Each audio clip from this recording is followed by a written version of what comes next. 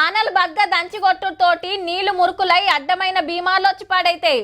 రోడ్ల మీద ఏడ పడితే ఆడ నీళ్లుండుట్లా దోమలు మెట్టబెట్టి అట్లా కొంత తిప్పలా.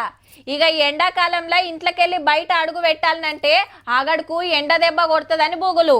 చలికాలంలోనైనా నిమ్మలంగా ఉంటామా అంటే దగ్గులు సర్దులు జరాలు ఎవ్వలని మందలు ఇచ్చినా ముక్కుతోనే మాట్లాడుతుంటారు.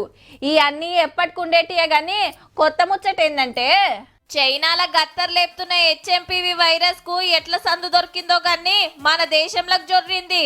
కర్ణాటకలో 2 కేసులు బయటపడ్డాయి. 3 నెలల బుజ్జి కంటితే ట్రీట్మెంట్ చేసి పంపిర్రట.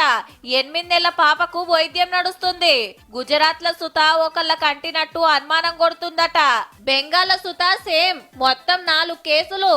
అయితే చైనాలో వచ్చింది ఇదేనా ఇంకోట అని తెలుసుకునే పనులున్నారు సైంటిస్టులు.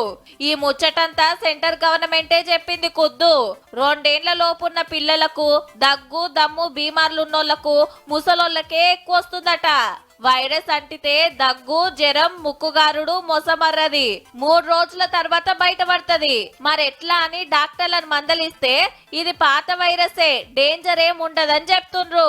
పాత వైరసే దీంతో భయపడాల్సిన అవసరం ఏం లేదు. 2-3 రోజుల్లో అదే తగ్గిపోతుంది. సో మాస్క్ వేసుకోవడం, ఎవరికైతే జబ్బు వచ్చిందో హోమ్ ఐసోలేషన్ చేయడం, ఫ్రీక్వెంట్ హ్యాండ్ వాషింగ్ చేసుకోవడం ఉంటే సరిపోతుంది. సేమ్ కరోనా కాలంలో లెక్క మాస్కులు కట్టుకొని గడికి చేతులు కడుక్కుంటే మంచిది.